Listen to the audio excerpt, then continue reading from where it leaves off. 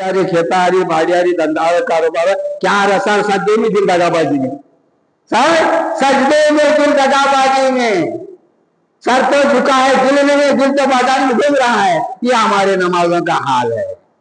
क्यों एक सुनी दिल में, क्यों एक तरफा नहीं है, क्यों जमात के अंदर मजा लज्जत नहीं आती। नमाज इसलिए नमाज बेहयाई और बुराई को रोकती है। हमारी नमाज हमारे बेहयाई को रोक रही है, ना बुराई को रोक रही है, ना बदकारी को रोक रही है। नमाज का है, नमाज का नमाज का नमाज तो वो है कि इंसान के लिए बेहयाई बुराई से रोकने वाली चीज है। मेरे रब के शान की नमाज वो है कि वक्त तवाफ काबा को रोक देती है। तो अपने कारोबार का देख रहा है, क्यों क्या है तेरी विशाल क्या मेरी औकात क्या है, कारोबार देख रहा वह तवाफ काबा रुक रहा है और तो नमाज के वास्ते दुकान बंद कर रहा है। व्यापार चल जाता, दोपहर का धंधा है, 100 रुपये व्यापार है, तो वो छोड़कर नहीं आ सकते लोग। इसलिए ऐसे नमाजों के लिए परेशानियां होते रहती। इस वास्ते सामने सलात की पाबंदी करने की भरपूर कोशिश करो। नमाज जन्नत की कुंजी है। नमाज मेरी आंखों की ठंडक है, मुझे अल्लाह करते। नमाज क्या बोले, मेरी आंखों की ठंडक है।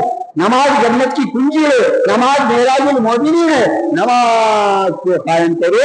फजर की नमाज के बीच की नमाज वाले को चला, जो फजर की नमाज और असर की नमाज होती है, इन दोनों नमाजों को कभी नादा मत करो। इतनी बड़ी कीमती नमाज है नमाज।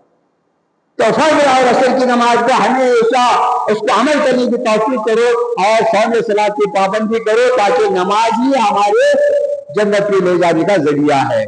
और नमाज के जरिए से बंदा गरीब है, मुफलिस है, बेरोजगार है, कर्जदार है, मर्द है, कर्ज है, सब कुछ है, मगर अल्लाह का हुक्म क्या है, मेरे सिवा और किसी के सामने हाथ मत फैलाया करो, मुझसे मांगो, औरों से गैरों से मांगा मत करो, अहले गरीब बच्चे से मांगा मत करो। क्यों? फिर रहे ठोकरा खाते गैरों के दरबार से, कौन सा इसका ताल्लुक होता नहीं मेरे दरबार से। तो मांगो उसी से जो दे दे खुशी से, दिल की बातें कहो उसी से जो कह ना सके और किसी से। तो ये नमाज, फजर की नमाज की अहमियत तुमको मेरी मालूम है, ये बहुत बड़ी गहरी रात है। 2 रकात सुन्नत की नमाज सारे दुनिया के खजाने एक तरफ, 2 रकात सुन्नत एक तरफ। मेरे दोस्तों, हदीस की बहुत गहराई है, आपको मालूम।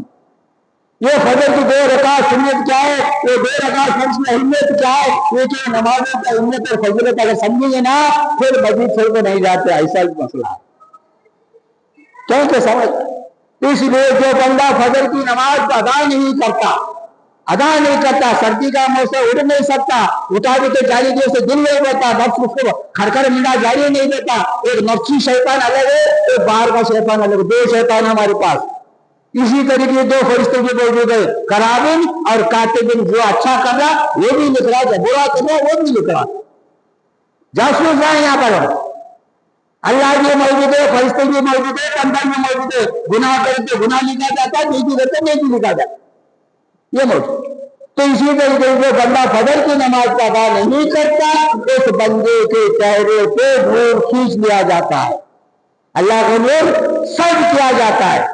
जो फजर की नमाज नहीं पढ़ता उसको नूर पे खींच लिया जाता है, और शैतान मलून उसको दबा के सुला के उसको जो वक्त खत्म होने के बाद, जैसे कि सूरज की शुराएं बार करने के बाद शैतान नमरूद उसके मुंह पर कान में पेशाब करके जाता है। कौन पसंद करता था? जो बंदे के ऊपर कान में पेशाब करके गया, जाहिर में पेशाब कर गया, तो उसके चेहरे पे नूर रहेगा? हर चीज नहीं रह सकता। इसलिए नूर पे खत्म हो जाता है और रोजी से महरूम हो जाता है। क्योंकि जिब्रील अमीन रोजी लेकर आए थे फजर में, आप दरवाजा बंद करके सो गए बेडरूम में, तो रोजी खत्म, बेरोजगार हो गया, मुफलिस हो गया, गरीब हो गया। इसी तरीके से जो है जोहर की नमाज जो बंदा अदा नहीं करता, उस बंदे को अल्लाह ताला फरमाता है कि फजर की नमाज को तो अदा नहीं करा, ये तो दीन का अलंबरदार झंडा लेकर नहीं है। अस्सलातु खैरुल मोमिनीन, मोमिन के लिए नमाज बेहतर है नींद से। नहीं, हमारी नींद बेहतर है नमाज से, अलग। इस वास्ते ये बंदा जो नमाज पढ़कर जाता है लेकिन से, तो दीन का अलंबरदार का झंडा लेकर जाता है। जो बंदा सो जाता है नफ्स के ख्वाहिशात में, सूरज के निकलने तक उसके हाथ में शैतान का झंडा आता है। झंडा हुआ یہ سمجھے اس واسطے جو فجر کی نماز کی جو بہت بھرپور کامیابی کے ساتھ ادا کرنے کی کوشش کرے، تمام نعمتیں اسی میں رکھا ہوا. اسی طریقے سے ظہر کی جو نماز کرتا ہے، جو بندہ ظہر کی نماز ادا نہیں کرتا اس بندے کے رزق میں برکتیں، عمر میں برکتیں نہیں ہوتی اور کم ہو جاتی.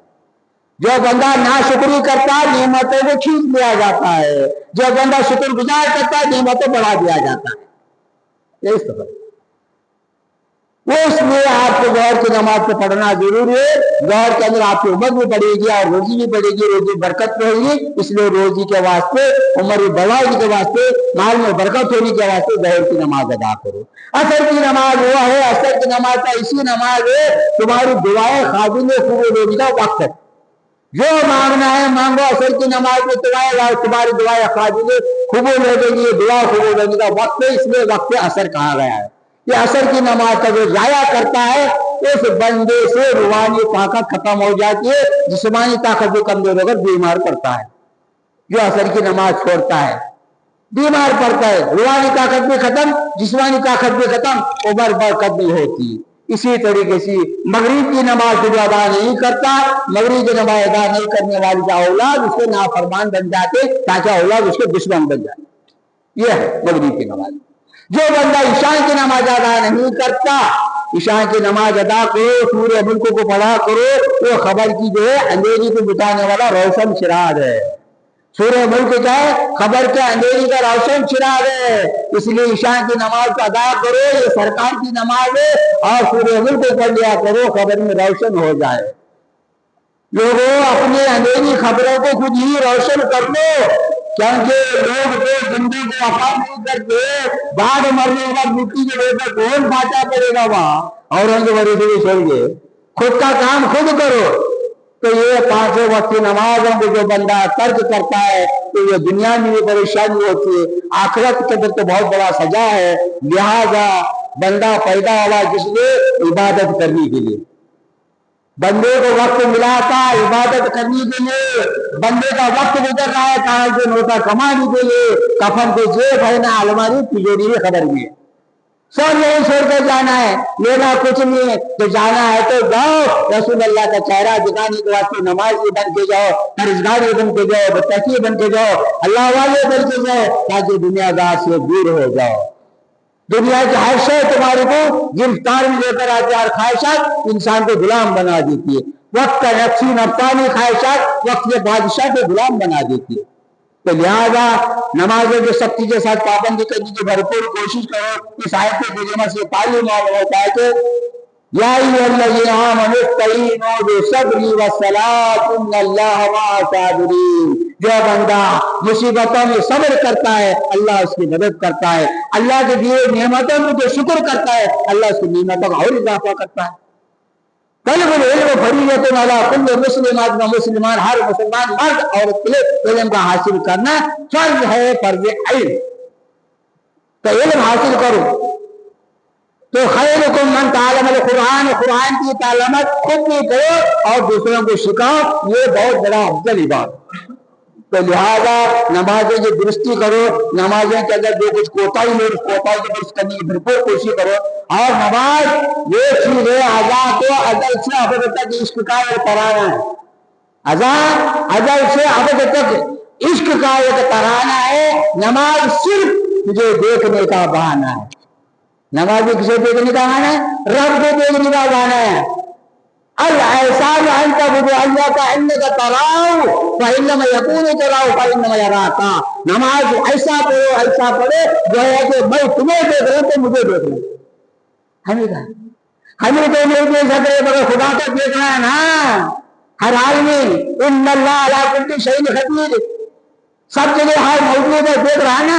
تو اس لیے ہمارے نمازوں کو خوشی اور خضوع کے ساتھ ایک سنی دل کے ساتھ ایک طرفہ ہو کر یذکر اسم ربک وتبتل تبتیلا ہر چیز سے بے تعلق ہو کر تم نماز کو ادا کرنے کی بھرپور کوشش کرنا چاہیے.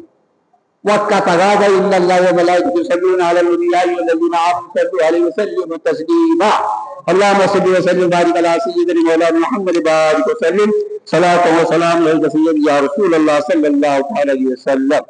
وآخر دعوانا الحمدللہ رب العالمین.